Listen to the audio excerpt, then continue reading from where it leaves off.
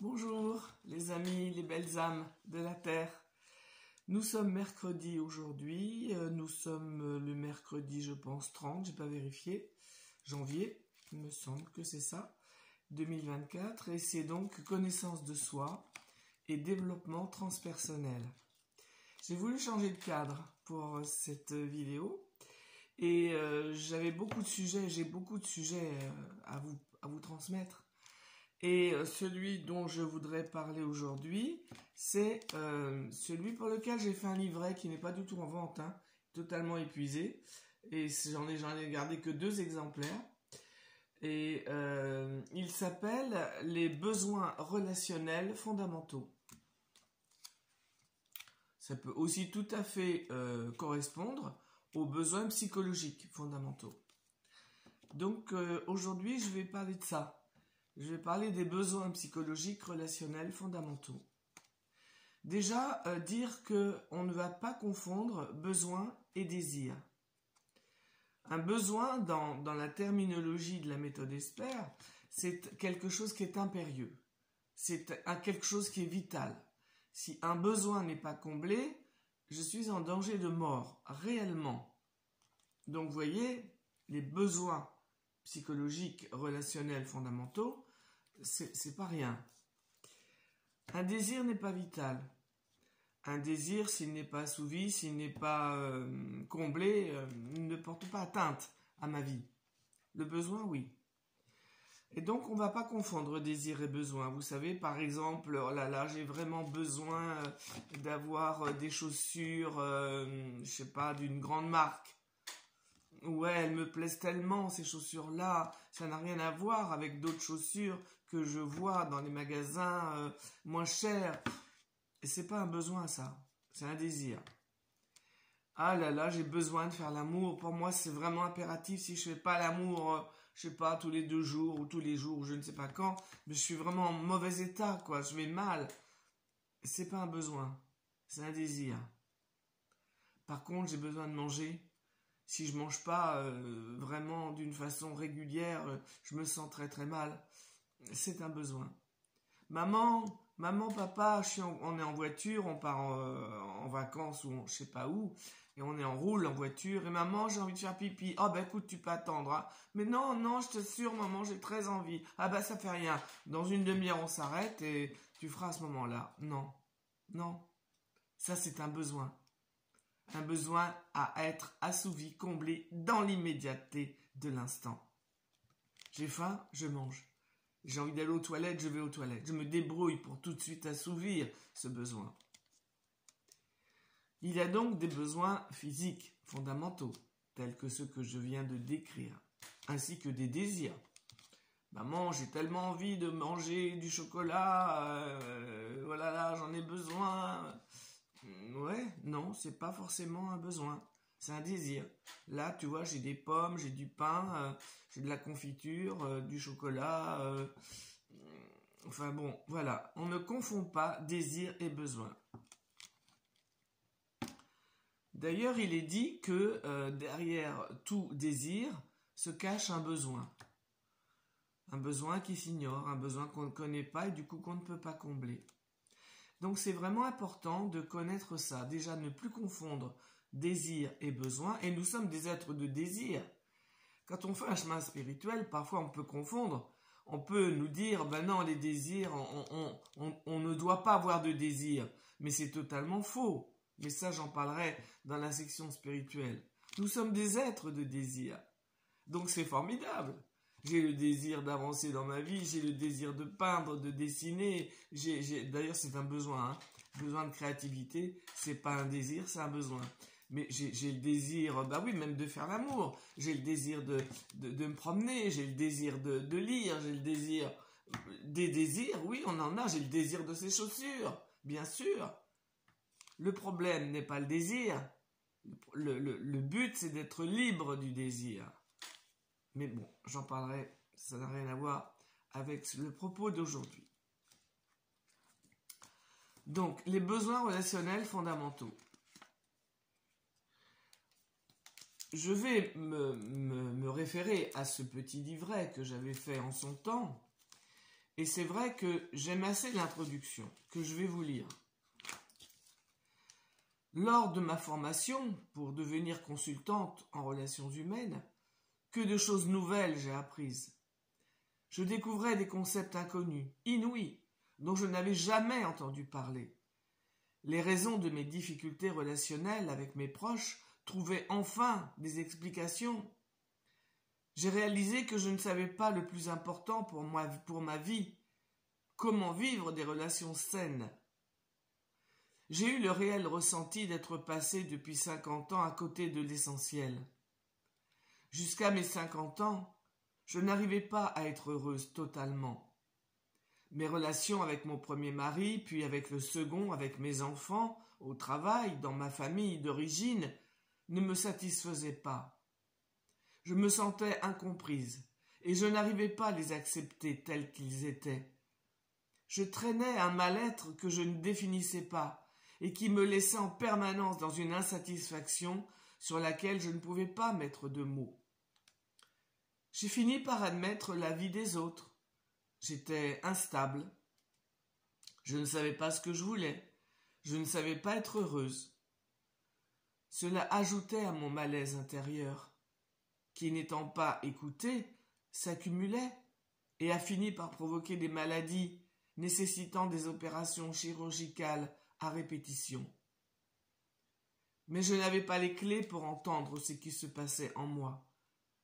Je n'ai jamais trouvé dans les écoles traditionnelles des cours qui m'auraient permis de comprendre ce que je vivais et surtout d'avoir des solutions, des manières de vivre autrement mes relations avec moi-même et avec les autres.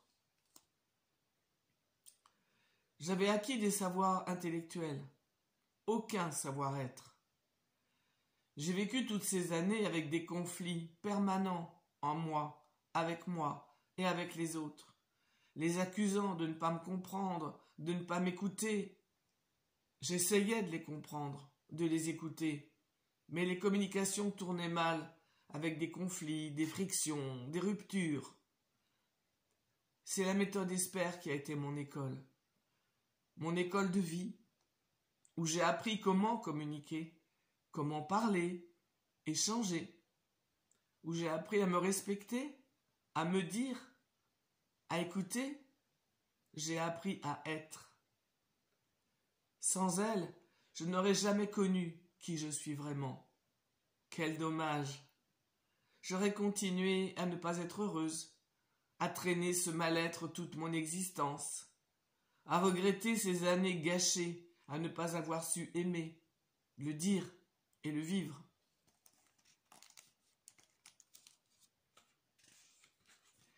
Je remercie toutes les personnes qui se font accompagner par moi depuis 4 ans. Je suis heureuse de leur évolution, des apports dans leur vie, de ce que j'ai moi-même intégré. Oui, mon désir est de faire prendre conscience que le bonheur constitue l'état naturel de tout être humain, qu'il est possible de le rétablir et qu'il existe une autre voie pour avoir des relations épanouissantes, pour lesquelles un autre regard sera nécessaire concernant les échanges, afin que se transforment nos rapports aux autres et que s'installent des communications saines. Voilà, ça c'était l'introduction, donc ça faisait 4 ans que je pratiquais. Et après, je parle des besoins relationnels fondamentaux qui sont aussi des besoins psychologiques fondamentaux. Ils sont vraiment fondamentaux, c'est-à-dire que c'est la base de notre constitution d'être humain. Et en les ignorant, évidemment, on ne peut pas déjà les définir, savoir de quoi ils sont constitués et pouvoir les combler et qui va les combler. Donc, je vais maintenant parler, peut-être que je lirai ce livret en audio. Le but étant de vraiment être au courant de tout cela. Il y a des besoins psychologiques relationnels fondamentaux que je vais énoncer, et puis au fur et à mesure des semaines, nous allons les détailler. D'abord, si je ne sais pas qu'un être humain a des besoins psychologiques relationnels fondamentaux, En tant qu'être humain, je ne vais pas être attentif à ça, puisque tout ce que j'ignore, je ne le sais pas. D'accord? C'est d'une logique extrême. Donc, au moins, en connaissant les besoins psychologiques relationnels fondamentaux, en tant qu'être humain, je vais savoir que pour moi, ils sont essentiels et que pour les autres aussi, ils le sont. Et que si moi j'ai besoin de me dire, les autres aussi ont besoin de se dire. Tous les besoins que je vais décliner, ils sont d'abord nécessaires, indispensables chez moi. Et ils le sont aussi chez l'autre, chez tous les autres. Je ne peux pas m'occuper que de moi. D'ailleurs, en m'occupant de moi, forcément, une fois que tous ces besoins seront comblés, automatiquement, sans que je le veuille, parce que c'est comme ça qu'est fait l'être humain, automatiquement, ces besoins-là vont aller vers les autres. C'est comme ça que nous sommes. C'est pareil pour le besoin d'être aimé. Si je m'occupe de m'aimer moi-même, forcément, à un moment donné, ça sera plein d'amour ici, de moi pour moi, et ça va déborder. Donc, si le parent, parce que ça commence là, d'accord? Si le parent, l'adulte parent n'est pas au courant des besoins psychologiques, relationnels fondamentaux, il ne peut pas les combler chez son petit enfant.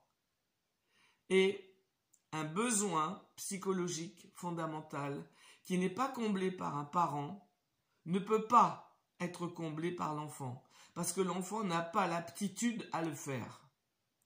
Le besoin fondamental ne peut être comblé lorsque l'enfant est petit que par le parent ou par la personne qui est là comme parent, d'accord? Je dis parent parce que c'est un adulte référent dont je parle. Donc, le besoin fondamental, il est là, il est créé, il est là à l'origine de la conception et il a besoin d'être comblé par le parent qui est là. Mais comme les parents ne savent pas ça et que leurs besoins à eux, ils les ignorent et ils ne sont pas comblés, ils vont projeter sur l'enfant leurs besoins à eux, qu'ils vont demander inconsciemment ou consciemment à l'enfant de combler. Vous voyez tous les dysfonctionnements qui se mettent en place à partir de l'ignorance. Donc c'est ça qui va après se perpétuer. Parce que si j'ai besoin d'être, on va dire, entendu, et que je ne me suis pas senti entendu quand j'étais tout petit, et que je ne peux pas, moi déjà j'ignore que j'ai besoin d'être entendu quand je suis grand, adulte, et en plus je ne sais pas comment faire. Donc je vais sans arrêt aller chez l'autre pour chercher à être entendu. Mais comme l'autre ne sait pas que ce besoin existe et ne l'a pas comblé chez lui, il va chercher aussi chez l'autre de combler ce besoin. Et donc voilà deux individus qui sont en relation avec cette écharpe dont j'ai déjà parlé, et j'ai besoin que tu m'entendes, mais je t'entends et toi tu m'entends pas. Vous voyez? Et en fait, ce sont deux besoins qui sont en relation. Ce ne sont pas deux personnes qui sont en relation, ce sont deux besoins. De la même façon, on va constater que d'une façon générale, ce ne sont pas deux êtres humains qui sont en relation. Ce sont deux blessures, ce sont deux retentissements du passé, ce sont deux enfants intérieurs, mais il n'y a pas d'adulte en vérité. Parce qu'un adulte est dans une écoute et dans un accueil des différences, des ressemblances, et dans une amplification du bon, dans une valorisation de l'autre. C'est complètement différent. Donc, vous pouvez constater que nos relations sont très déficientes. Nous sommes des handicapés relationnels. Nous sommes des handicapés de la psychologie relationnelle de base. On n'a pas forcément besoin peut-être d'aller voir un psy. Ça peut aider. Mais déjà en connaissant toutes ces choses que je vous transmets au fil des semaines, eh bien déjà vous pouvez énormément améliorer votre état d'être, améliorer votre vie, votre relation avec vous-même qui est la prépondérante, la première des relations, de laquelle vont découler toutes les autres. Vous le savez bien, tu aimeras ton prochain comme tu t'aimes toi-même. De la même façon que tu t'aimes toi, tu aimeras l'autre parce que tu ne peux pas faire autrement. Tu ne sais pas faire autrement. Tu auras envie d'aimer l'autre mieux que toi, tu t'aimes, mais tu ne pourras pas le faire parce que tu ne sais pas le faire. Tu sauras le faire quand tu sais le faire chez toi. Après, tu as un savoir-être, plus qu'un savoir-faire. Et c'est ce savoir-être qui permet de parler d'une façon fluide. Parce que tout ce qui se conçoit bien, tout ce qui s'expérimente bien, tout ce qui se vit bien à l'intérieur, s'exprime facilement. Tout ce qui se conçoit bien s'énonce clairement. Et les mots pour le dire arrivent aisément. C'est pas de moi, hein. Je sais plus qui c'est. Je sais pas si c'est La Fontaine, Molière, je ne sais pas. Bien, donc voilà l'importance des besoins relationnels psychologiques fondamentaux. Donc, c'est le comblement de ces besoins-là qui va faire qu'on se sente aimé. Quand on demande à quelqu'un, est-ce que tu te sens aimé de moi? Qui demande ça d'abord? On va dire je t'aime. Mais qu'est-ce que ça veut dire je t'aime? C'est comment je t'aime? De quelle façon se décline mon amour pour toi? Parce que si c'est de l'amour possessif, ben c'est pas de l'amour, c'est de la possession. Si c'est de l'amour de troc, c'est pas de l'amour, c'est du troc. Soyons clairs avec qui nous sommes. C'est important d'être authentique avec soi-même, non pas pour se juger, ça c'est terminé. On ne le fait plus. On ne se culpabilise pas, on ne se juge pas, on ne se critique pas, on ne se victimise pas, on ne se juge pas. On se regarde, on s'introspecte, on se connaît, on s'aime avec toutes ces lacunes, tous ces défauts qui n'en sont pas. Un défaut, c'est un besoin qui n'est pas assouvi. Tout se résume à ça, aux besoins. Donc, je réécouterai cette vidéo parce que même moi, voyez-vous, je parle, j'entends ce que je dis, bien sûr, je suis vigilante aux mots que j'envoie, mais c'est tellement vaste comme sujet que je réécouterai cette vidéo pour voir si d'une façon générale, il y aurait des choses que j'aurais oublié d'énoncer et je les énoncerai. Donc voilà les besoins psychologiques fondamentaux qui ont été répertoriés. Le besoin de se dire. Alors je vais les décliner, d'accord? Je vais d'abord vous les résumer. Hein? Besoin de se dire. Besoin d'être reconnu. Besoin d'être valorisé. Besoin de m'affirmer. Besoin d'exercer une influence. Besoin d'avoir une intimité.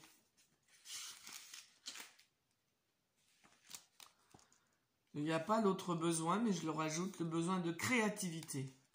C'est un besoin. Voilà, puis je verrai s'il y en a d'autres qui manquent et je les mettrai, mais dans les termes des besoins, j'ai l'impression que c'est déjà pas mal résumé. 18 minutes, ça va ? Donc dans ce petit livret, j'avais défini chaque besoin, j'avais nommé les conséquences lorsque le besoin n'est pas pris en considération. J'avais aussi énoncé des cas concrets avec des vécus et des témoignages. J'avais donné des exemples d'échanges néfastes et en contrepartie des échanges d'exemples bénéfiques. Donc c'était quand même très complet. Alors, on va commencer par le besoin de se dire. Je ne pourrais peut-être pas le terminer, mais on va dire que les prochains mercredis qui auront comme sujet le développement personnel et la connaissance de soi auront comme thème les besoins que je viens d'énoncer en résumé. Alors, il y a à l'intérieur de chacun des pensées. Vous savez bien, il y a, je ne sais pas, on a répertorié des milliers, des centaines de pensées par jour, inconscientes et conscientes. Je parlerai aussi de l'inconscient et du conscient, mais voilà, j'ai tellement de choses à vous dire que c'est formidable en même temps. Donc, il y a des tas de pensées en nous. D'ailleurs, on voit bien un petit qui ne sait pas penser dans sa tête, il va sans arrêt parler. Je le sais, j'avais ma petite fille qui était là il n'y a pas longtemps, et toute la journée, elle parle. Toute la journée, elle parle. Elle a dit, je fais ci, je fais ça, je vais aller là, je vais faire ci, je vais faire ça, toute la journée. Et en fait, ce qu'elle fait, c'est qu'elle pense tout haut. Parce que tout petit, vers 4 ans, un enfant ne sait pas, ne peut pas penser tout bas. Il va le faire, mais d'une façon inconsciente. Mais la façon consciente d'émettre des pensées, elle se fait à voix haute. Et c'est pour ça que c'est fatigant pour nous les adultes. Parce qu'on entend sans arrêt, cette espèce de bruit de fond permanent qui nous fatigue. Parce que ce sont des pensées qui sont élaborées avec la psyché de l'enfant. Il ne peut pas faire autrement. Hein. C'est pas un petit Einstein, hein, l'enfant. Donc voilà. Et ce besoin-là, il est important. C'est le besoin de se dire. Et d'ailleurs, je me demande, je ne sais pas, j'envoie ça comme ça avant de terminer la vidéo, je me demande si le petit enfant qui a 4-5 ans, si son besoin de se dire peut être entendu par le parent, mais réellement, pas laisser l'enfant tout seul, livré à lui-même, avec justement ses gazouillements, ses pensées qu'il se dit lui-même. Je me demande, et ce serait à expérimenter, si un petit, lorsqu'il est entendu de la façon correcte, écouté, accueilli de la façon correcte dont on a à le faire, eh bien je me demande si du coup il va moins penser tout haut, si du coup il va pas être plus calme. Parce qu'en fait, lorsque le besoin de me dire est comblé par quelqu'un qui m'écoute, par moi qui m'écoute aussi, eh bien ce besoin-là, il est calme, il est assouvi. Un besoin qui n'est pas assouvi est un besoin qui va sans arrêt taper à la porte. « Eh, tu m'écoutes, eh, tu me valorises, eh, tu fais ci pour moi, tu fais ça pour moi, eh. » Voilà, c'est un besoin permanent qui a besoin d'être assouvi. Tout besoin assouvi est calme et la personne elle va être calme. Pourquoi croyez-vous qu'un être humain qui a fait un travail sur lui conséquent, valable, d'accord, est calme et serein? Pas forcément parce qu'il a trouvé la spiritualité et qu'il est dans le nirvana, dans la béatitude. Non, non, pas du tout. C'est parce qu'au concret de ses jours, dans sa psyché, dans sa psychologie, eh ben, tout est calme.